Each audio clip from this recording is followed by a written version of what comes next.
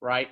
So Shift has helped us take a look at our expenses, make sure we remargin our business so that we know what we're getting, what kind of return we're getting for every expense that we pay, correct? And on Tuesday, David kind of opened the door on lead generation and some of its fundamentals. And here's where expense management and lead generation connect, like they come.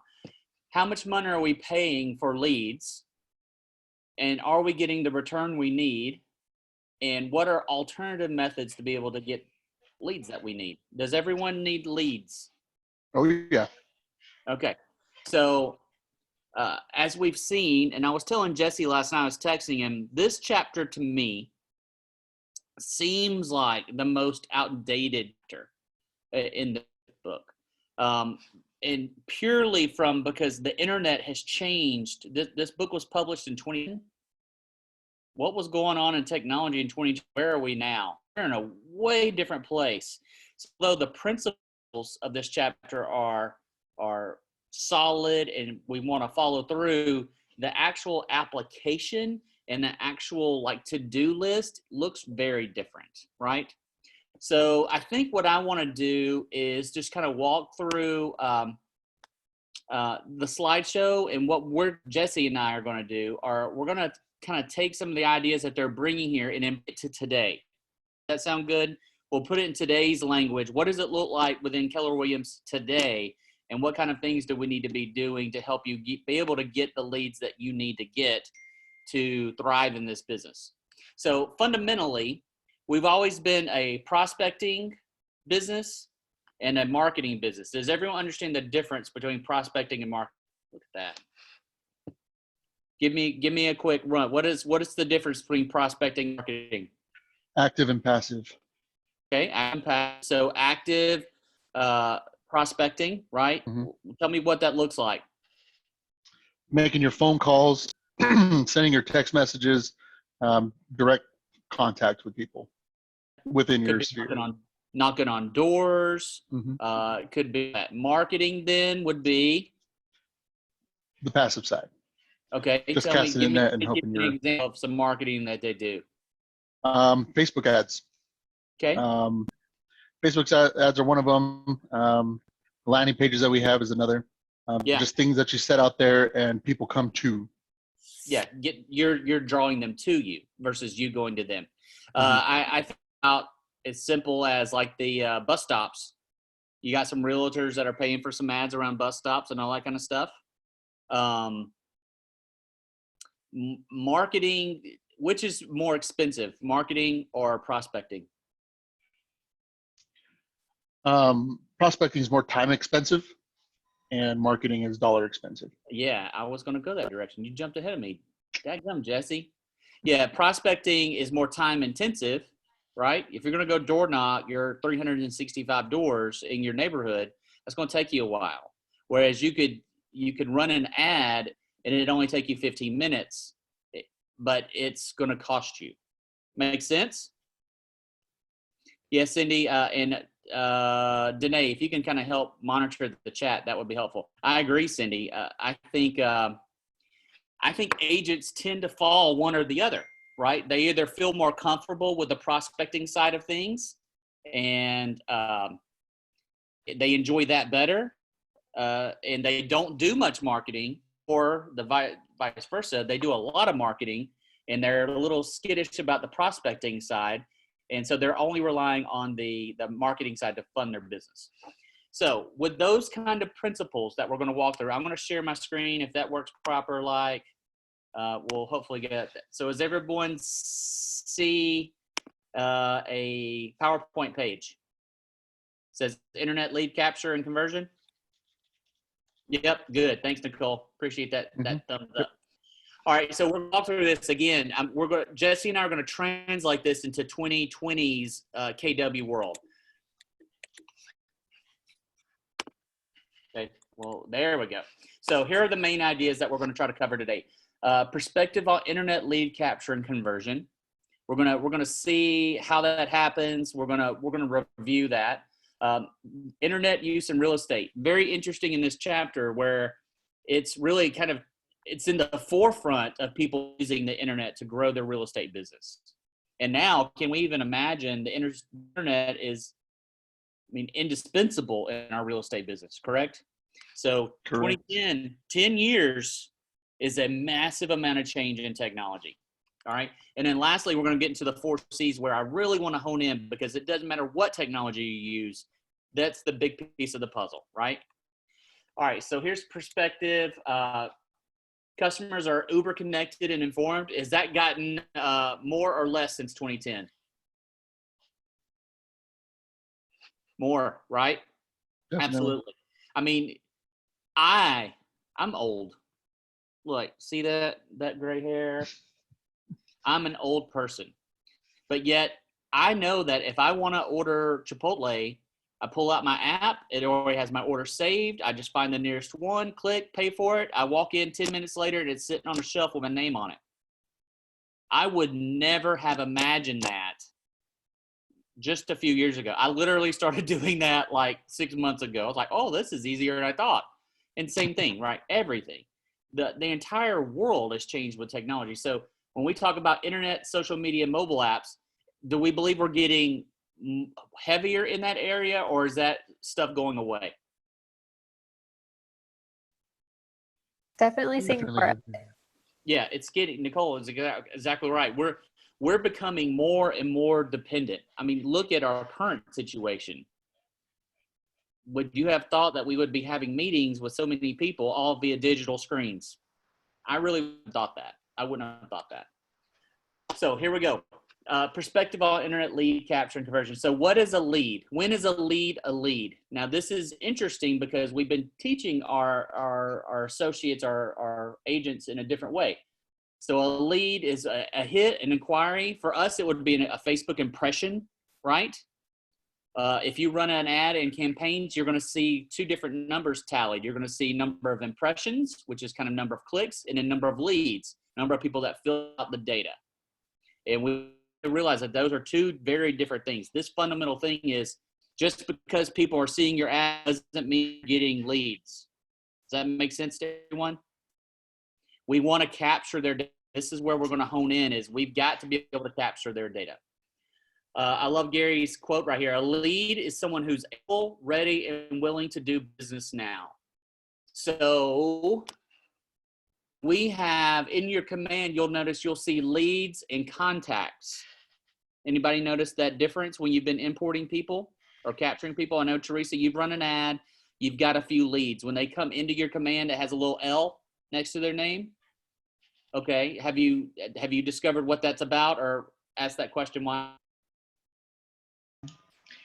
Actually, I haven't connected command to my Facebook leads. I need to figure out how to do that. So, Well, if you've run, so you're capturing the data through Facebook itself. yeah. Okay, gotcha. Roger that. And then I'm going back and adding them in as contacts. Yeah, absolutely. Yeah, there's a whole step that you don't have to do. Okay. Automatically feed right into your command. And Okay. the beautiful thing of that is you can set up a smart plan. And as soon as they hit your command, there's an automatic text message that hits them. But we'll talk about that in a minute. So Okay, thank you. a lot of the things that Gary was saying in this book, like you got to be speed to lead is crucial. Those fingerprints are all over command. So fundamentally, and Jesse, correct me if I'm wrong, but I don't think I'm wrong, is when he says a lead is someone who is able, ready, and willing to do business now. Now think about that in the sales pipeline. That's a lead. Within command, a lead is someone whose data you have captured, but you haven't had a conversation with them yet. You haven't had that voice-to-voice or text-to-text conversation. Correct. Yep. Okay. You need to have that 2-way real estate conversation. That's it. 2-way. That's what I was looking for. So realize the differences there, because it's a little confusing. All right. So here's the challenge. Get to the motivated leads first. Be the local economist of choice. We talked about that this morning. Amanda was talking about calling different lenders and gathering information. Now's the time to be doing that. You need to be developing a list of partners, vendors. What can they do for your clients, and be that authority to them. Understand the needs of buyers and sellers. Use your website. So right now, would you, and Jesse, jump in, would you substitute the word app and from use your website to capture inquiries? I guess you're still setting up landing pages, which is technically a website. Mm-hmm. Well, in this day and age of our command technology, the two are actually kind of one and the same.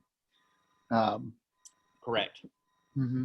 Yeah. At least the interface for that Right. So matter.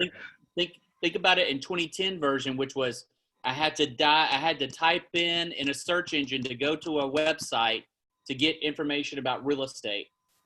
That is essentially a done deal now. Like, that's not something that you wanted to do. Now everything is already out there. It's really interesting to see how it changed.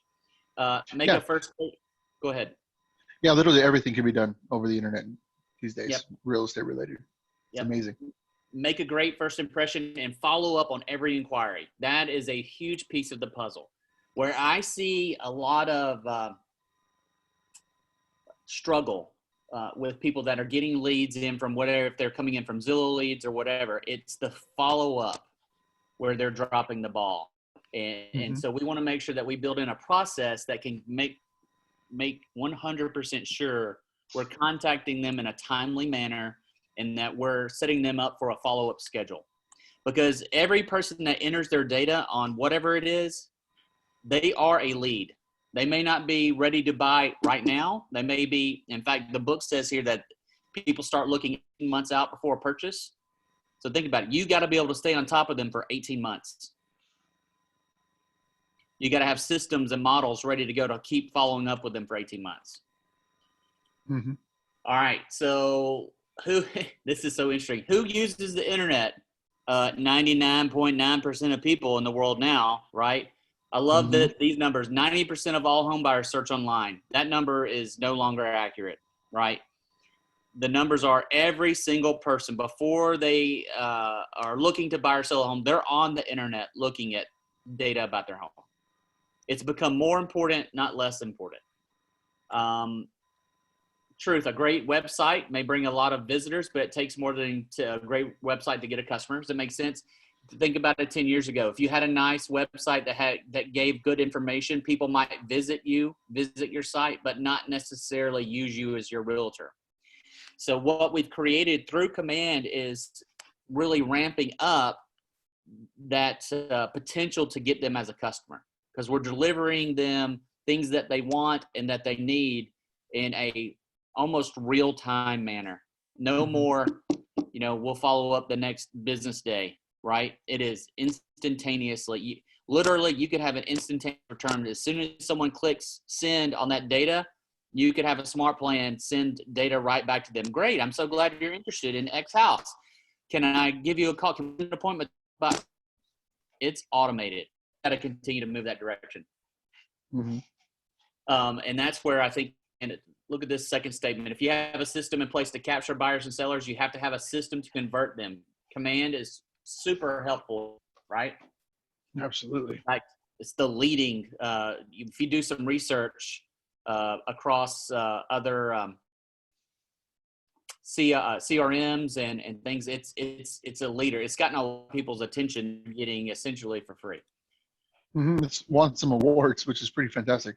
Yep. Internet lead capture and conversion is a numbers game based on volume. Now, I would agree with that. That hasn't changed. I was watching a Nick Baldwin video this morning, and he just simultaneously runs like 3 different ads at all times and kind of hitting different segments of the market that are all bringing in leads. We need to be instituting that in a higher manner. All right. Sellers on the internet browse, analyze, and research the market. They look at comparables. I love that. That is almost built directly into the monthly neighborhood nurture. If you're not sure what that is, we need to get that covered for you in a command class. But once you have contact information, you can set them up where they're getting real-time data, snapshots of what's going on in their particular neighborhood. In their neighborhood. It's not just MLS data for a zip code that may or may not be applicable. We all understand Tucson well enough to know that there's some zip codes that one side of the street demands a premium versus the other side of the street, right? Nicole, do you have a question or you have a comment? No, you're agreeing. So there's areas that we know you can't just rely on MLS data to get a true comparable. You have to get into the neighborhood data, right? But I love this. Wants to understand the selling process, wants to agents to know their stuff and provide real value. We're doing that through Command, and you can do that through your app. Has anyone downloaded the app and started playing with it? Teresa was asked earlier. Nicole or anyone else? I can't see quite everybody on the screen. If you have not, now's the time. It's time to go to the App Store or Google Play Store, download the app. Notice when you get it downloaded, our tendency as realtors is to try to log in with our information that we would log into MyKW. That is not the case. Just register. Think about it. This app is for your client. It's not for the agent to use. It's for your client to use. So just register like you were any other consumer. Okay? Yeah, that's just good practice anyway. In order for you to bring them value, or at least show the value of the app, you should know your way around it 100% before you even start distributing it. Yep, I would agree with that. And I have a question for Jesse. Do you know if they've fixed the app issue of people's codes not working? Because I still can't use mine. People's codes not working? Yeah, so like if you try to text my code to download the app, it doesn't work. Oh, interesting. Yeah, there are a few cases of that. I'm not too sure. At this point, I'll be honest, the tech ambassadors have actually halted all conference calls.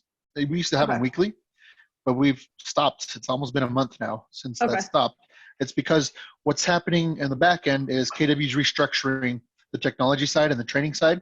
And that restructure is pretty much streamlining that whole process. Instead of it being thousands of people trying to get answers and stuff like that, we're just trying to condense it to no more than a couple hundred. So that's gonna take a while, but it's just to streamline that process. And if you note here, if you've treated a ticket within support for Command, yeah, I already have. They should be said following it up was a with you known and stuff issue, like so I just Yeah, didn't know so- if there was any updates on it. Yeah, there are a lot of known issues, and some are hitting higher priority than the other, but they will all be taken care of, just a matter of time. Okay, thank you. Renee, I would let's get you in contact with Scott Leroy. I've seen that happen one other time, and there was some kind of setting incorrect in like the MyKW. Yeah, I got in contact with them too, and they said the same thing, that it's a known issue. So all right, well we'll keep pressing on with that. It's mostly affecting newer agents as well. yeah, I think that was the issue. So yeah. All right, so we talked about sellers. We got buyers on the internet. Start early in their timeline. Again, we said 18 months. The book says an average buyer starts looking at homes in the area that they want to live 18 months ahead of time. So keep that in mind as what kind of systems do we need to create to be able to stay on top of those types of people. They're going to browse and analyze. They're going to research the market. They're going to move quickly from website to website. They're going to search online instead of driving to open houses. Heck, we know that this is 2010 data. That is way more than, and right now, that's the only way, right? Does anyone really believe it's going to go back to the was before? No, I agree with you, Nicole. I think we've transitioned into a new digital world, and it will go back some, but it will never be the same. That's my opinion. Just Jay Hupstetler, personal opinion. That's worth a nickel. Yeah, I agree. Buyers. Yeah, I think it's gonna make it easier for people who are out of state, because I think before there was kind of some issues there of like trying to show them houses and stuff. But like now, like it's gonna be so easy to just like, you have a buyer in Alaska, they can see a house here in Tucson in like within an hour. Yeah, absolutely. Really streamline that entire process, which means as agents and as judges, we need to make sure that our systems and model in place to help you guys be able to do that at a high value. This last point, buyers want their agents to know their stuff and provide real value. They do not right now is not the time to be like, you get someone on the phone and they say, yeah, I'm interested in buying a house, and you just dump MLS data on, right? They can find all that information out there themselves. Now is the time to be the economist of choice and provide clear data to help them make the best decision. And that comes from understanding your areas, understanding your city, understanding the product, working with new builds or any of those things. That's where we've got to stand apart and bring value to it. Make sense? Yep. This one got me pretty good right here. How about Edge, social media, instant message, and video email? Well, they're in the video email. That is definitely changing, right? That's happening.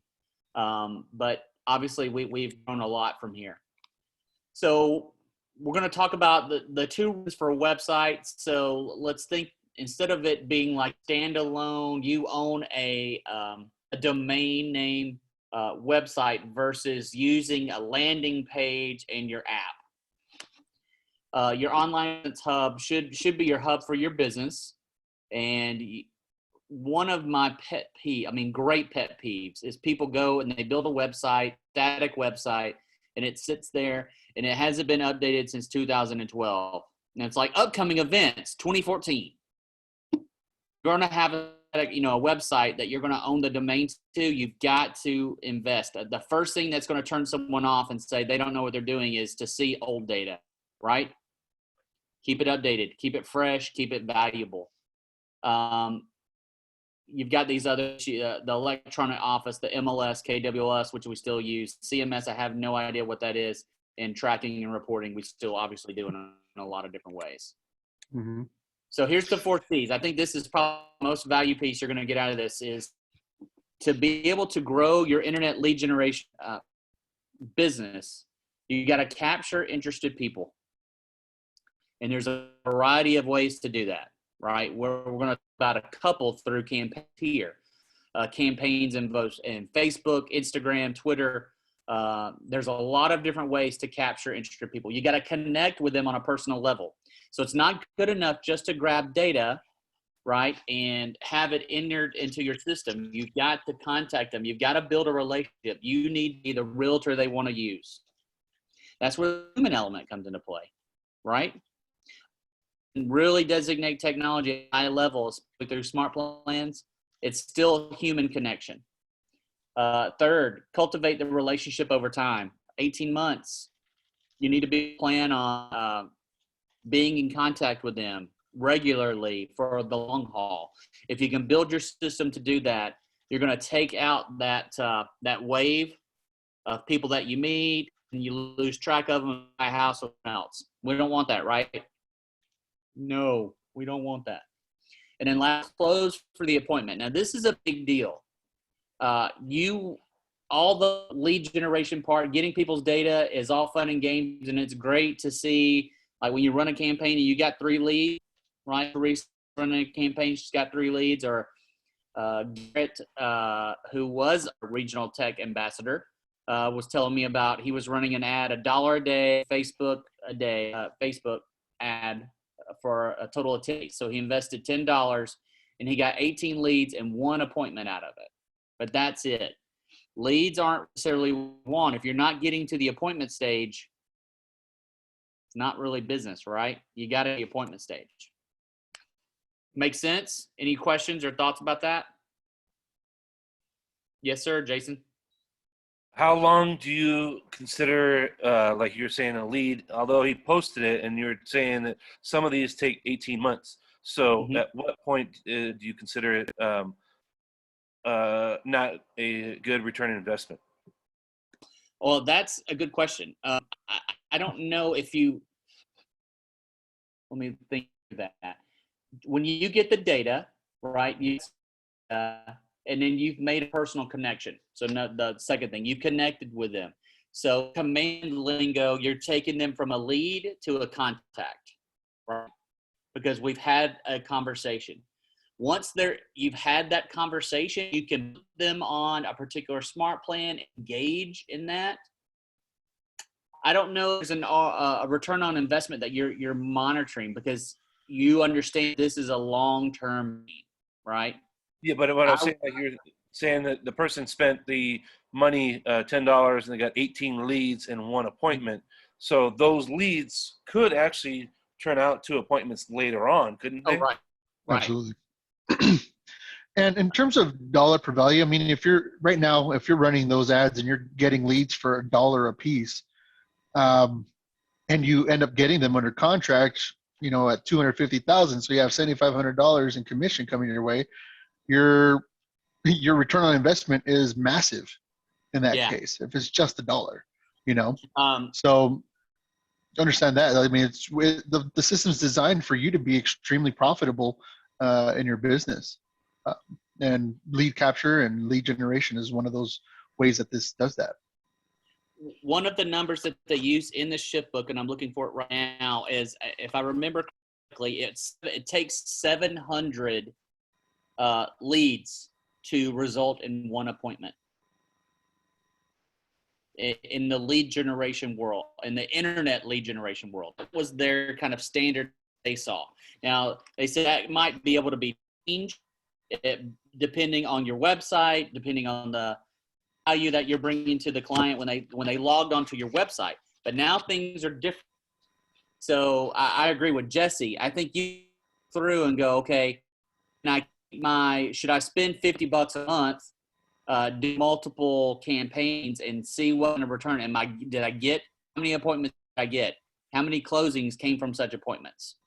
Right now, I don't know if there's a number for you, but that as a business owner, that's for you to track and go, is this a good return on my investment? Every single agent that I have seen invest in commands, and when they get to the closing, it's the amount is so much lower using campaigns versus paying for leads either through Zillow or whatever else. Unbelievable return on investment. That's probably about as good an answer as I can give you. But think it's 700 to 1 10 years ago.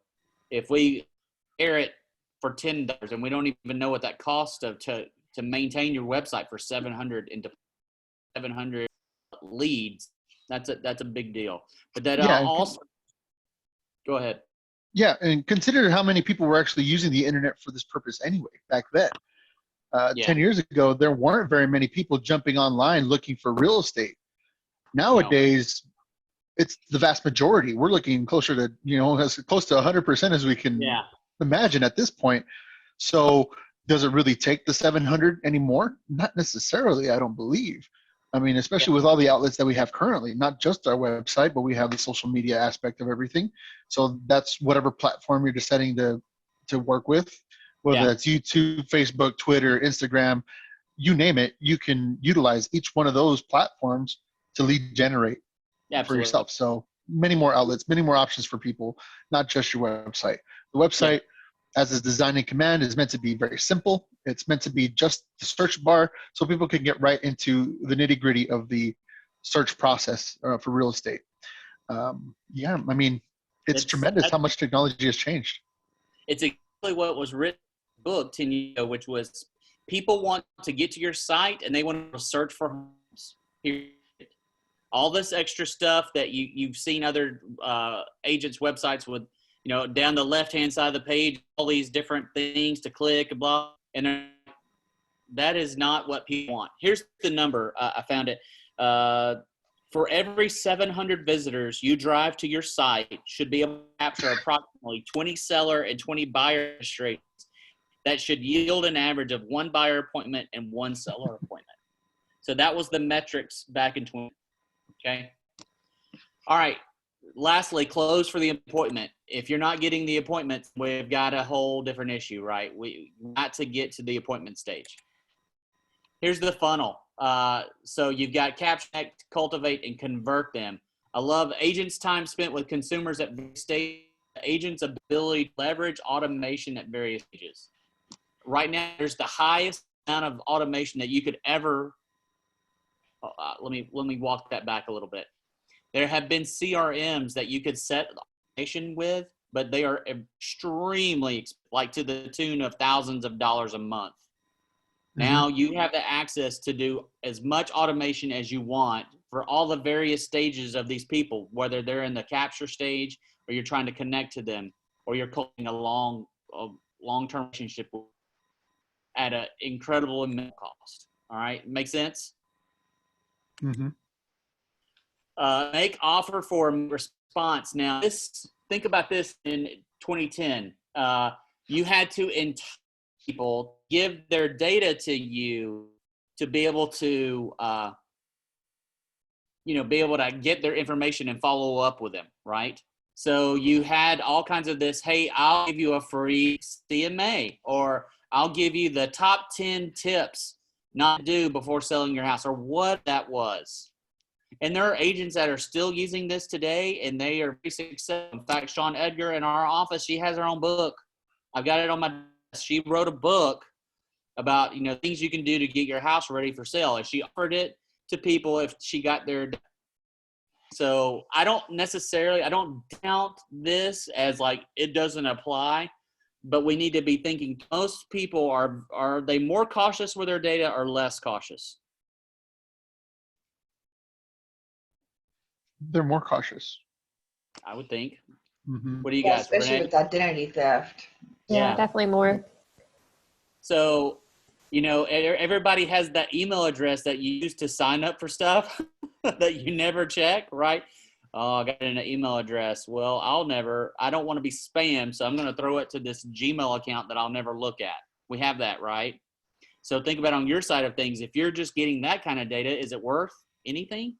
No. So you're giving what they're calling a thin bait is really what they call it in this book. This is thin bait to get them to give you the data so you can contact them. You got to capture so there's the skinny bait and the fat bait. No bait is no registration required. You've got something that draws people to your website. Fat bait is when you register, and I'm going to give you something of great value once I get all your data. So let's think about this theoretically. There were people that were using the registration process picture it as a house as the front door, right? Or even better. And in Tucson, you have these outdoor yards in the front, right? And that has a gate. Everybody get that mental picture? So you have a gate for your front courtyard, and then you get to the front door. So there are people that put the registration at the front gate, which means less people will come in, right? You're offering them something between the front gate and the front door to entice them to enter the front door and give their, to get information. And then there are some people that let you get free information up to that point, and then you got to give your registration at the front door. Does it make sense? Mm-hmm. That's how the KW app is designed. Yeah, there's no right or wrong answer. You'll have more people walk into the front gate if you're not having the registration and look around and then give you their data to get in the front door. Those people are probably more likely to be buyers. Like they're very interested in doing this. Whereas if you have it at the front, you're going to have people give you that fake email address. Does that make sense? And we need to be thinking through that kind of scenario and that situation for all of our internet marketing.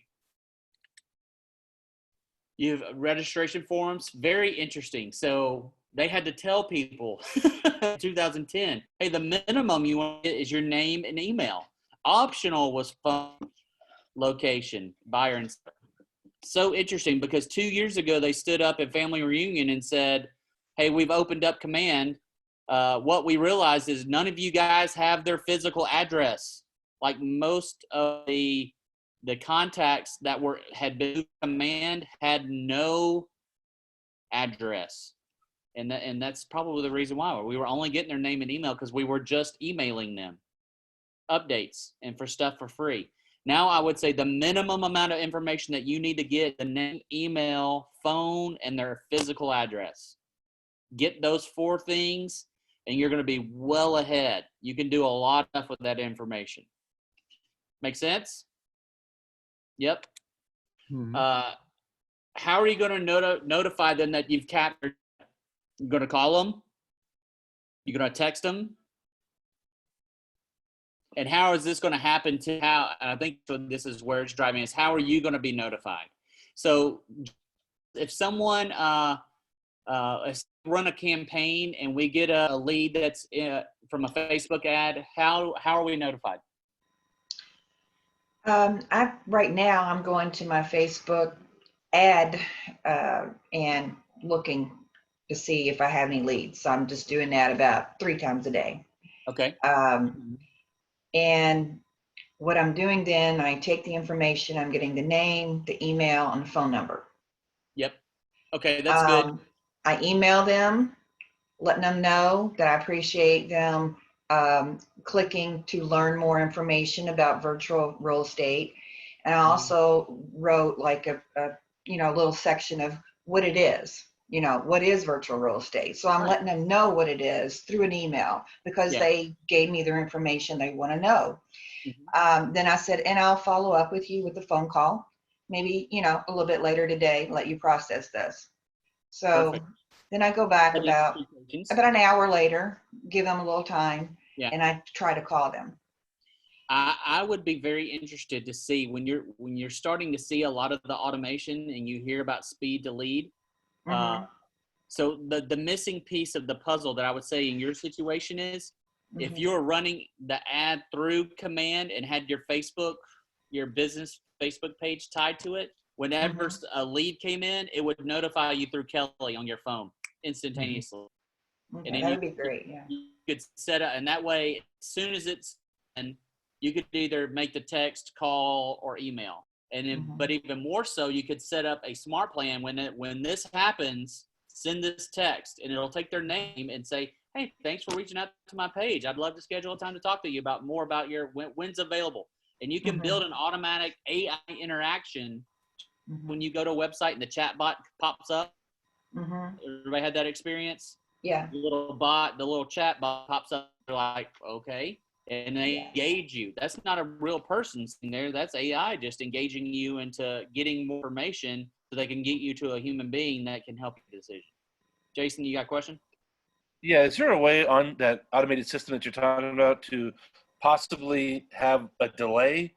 Because it's almost kind of like if I send something and I get an email right away and it's responding, then I kind of see same thing of when they say don't answer the phone call on the second call because you sound like you're really desperate. Build a delay, like lead comes in, wait 30 minutes, then send this. Not necessarily 30 minutes, but maybe like 3 minutes, 3 to 5 minutes, rather than instant. As soon as you sent me something, as soon as you check your email, there's another one there saying, "Oh, thank you for responding." Right away, I know that that's an automated system, that's not a live person. But if I waited 3 to 5 minutes and I was like, "Oh, wow, I got an email," then it seems to be like that's a legit person responding to my requests. Does that make sense? So if you get a lead and get it through command, they're not gonna automatically be part of a smart plan, and they're not automatically gonna be receiving anything. What you're gonna need to do is once you have it, then you can start your smart plan to get them rolling on it. So whenever you initiate that is when that's going to happen, and it's likely that's not going to happen within 5 minutes, but it just No, depends. but I'm saying as far as the automated system. So you send me an email, or I'm your lead, and saying, "Oh, wow, I'm interested in this house." Instantly, it goes to you, and then you have an auto response of, "Hey, thank you for checking out my property, blah blah blah blah," and then it's another contact or whatever. That's what he's talking about is the automated system that it automatically sends a response as soon as they send a message to you. I wanted to see if there was any kind of delay, like 3 to 5 minutes. That doesn't exist currently in command. Okay. Yeah, that process that you're thinking of does not exist currently. Anything that's automated has to do with a smart plan, and only if the person is associated with that smart plan will that automation happen. It doesn't happen by default. It requires your interaction.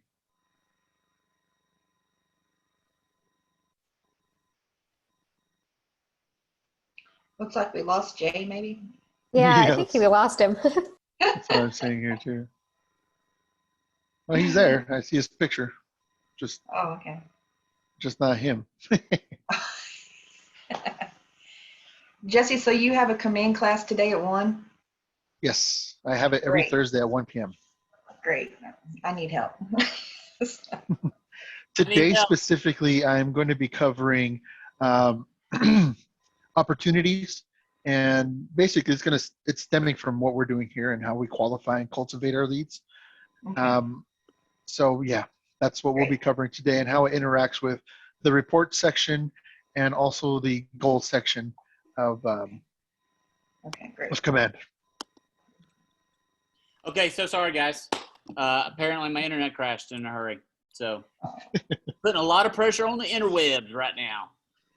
All right, so I think we're going to just kind of push through here because we're going to run out of time. This has been good conversation as we're walking through. We'll talk about our capture system. So I love to stop and think. Describe your current capture system. What are you doing to capture their data? Are you using command? And Jesse, I must be wrong. I thought that when custom smart plans opened, that you could use the trigger of a lead coming in to automatically assign them to a new lead smart plan and send that out. Am I correct in that? I don't believe that that's there yet, but I will double check. All right, I may have seen that because I haven't done it, but I may have seen someone that's in labs and doing that. Maybe it's a soon to come process. Yeah, maybe I haven't yet seen that, and I just taught a smart plans class last Thursday. Yeah. So here's the second thing about connecting, and we're going to wrap up quickly, is get to them as quick as possible.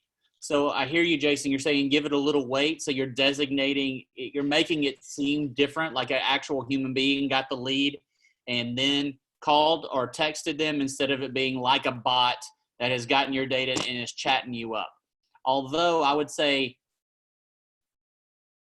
I would lean more towards getting that information to them quicker, contacting them quicker, because numbers say the first person that contacts them is going to get their business, period. So speed to lead is a very real thing, and you want to get that, and then you want to bring them real value. You want to connect with them because you want to make sure you want to find their motivation. What are they doing? Just like Nicole was saying, are they moving from Alaska?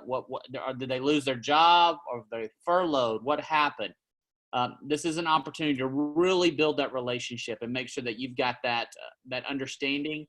So suddenly they're not just an internet lead; they're a person that you know, and are helping them with their real estate purchase. Does that make sense? You're making a shift right there from your data that I've obtained to now you're a contact and I'm going to help you with your real estate business. Call back within 3 to 7 minutes. I would say that is faster, not slower. If busy, call again in 5 to 10 minutes. Try 3 times. Be friendly and relaxed. Answer questions with questions.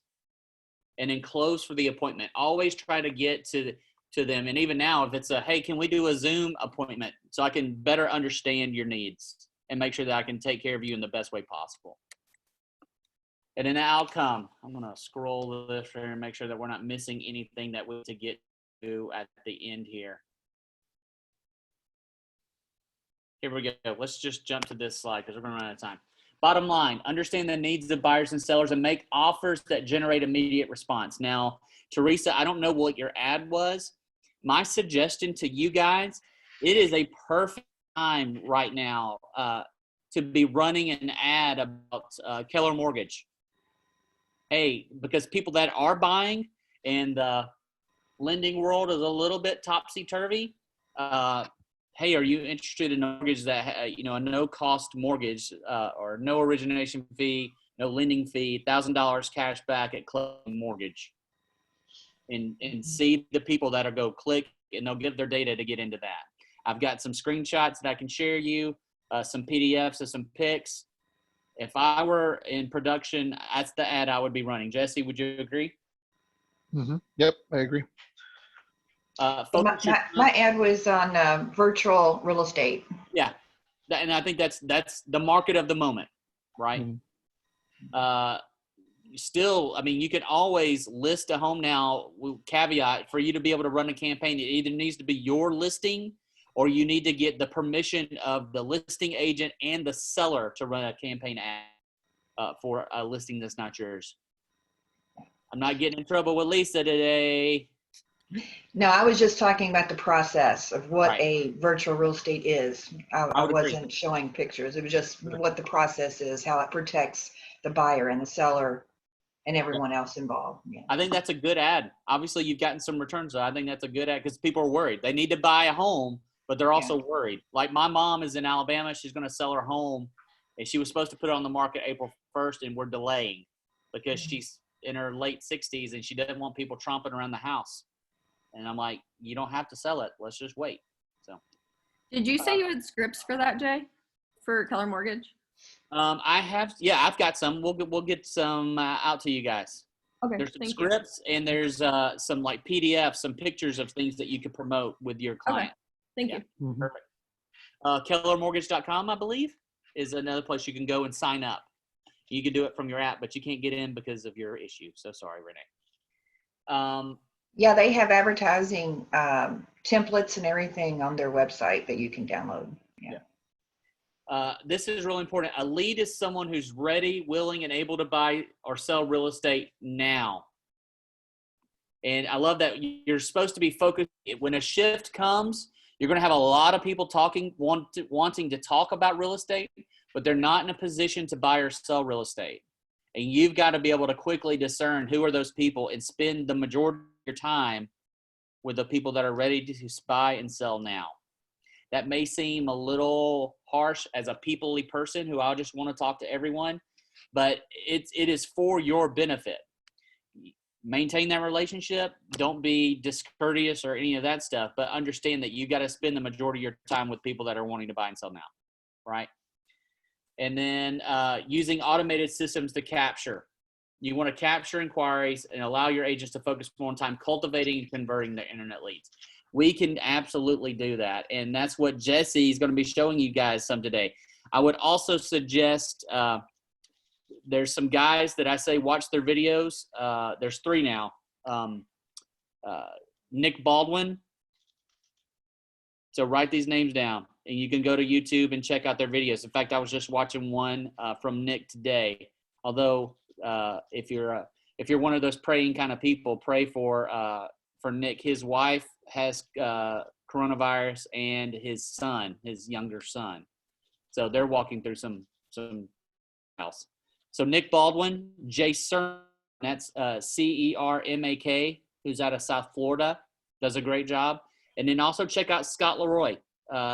Scott helps. We leverage Scott to do all of our setups to agents. So, Jason, when you're onboarded here, once you pass your test and you're ready to go, Scott Leroy will actually set up all of your command, your MyKW, get your app set, all that kind of stuff. He's the person that actually does that stuff. So,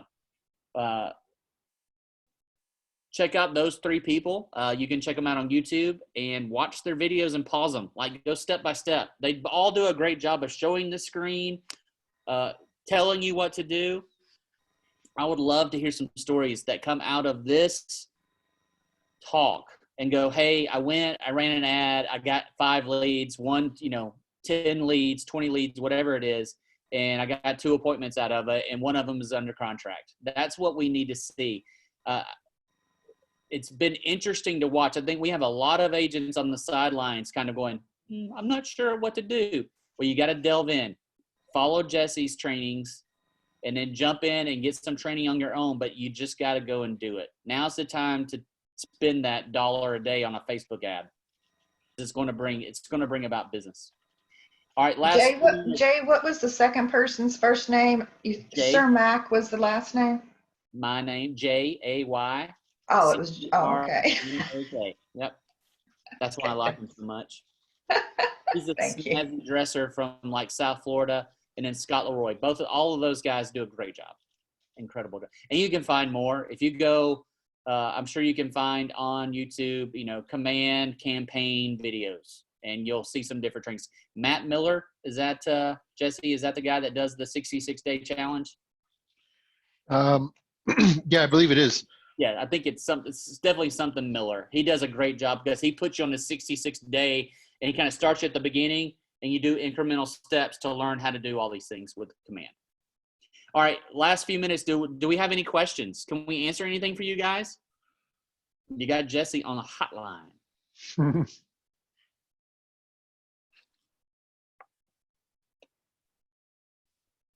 Nope. Everybody's all good?